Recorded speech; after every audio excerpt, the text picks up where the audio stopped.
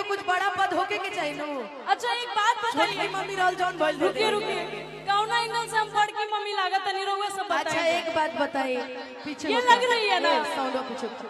अच्छा ठीक बा, तई बोले से पहले नु सोचे के चाहत रहे, तू तो पहले ही हमके छोटकी मम्मी कहले बड़ू। नहीं वो बोले तो बड़की मम्मी का घर नहीं की। अच्छा वो कहिए कि तू कैटरीना कैफ हो तो तू मान लेबू, उनकरा कहले से का होला।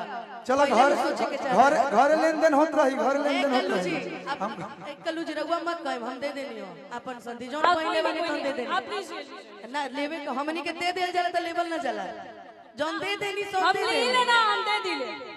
मैं बस ऐसे बोली क्योंकि कल्लू जी बोले तो मैं बोली। अच्छा चलो हम तो दे देनी, बाकी इनकर करेजा देख लेनी, उतार के नहीं है दे। अरे एक बात बताइए,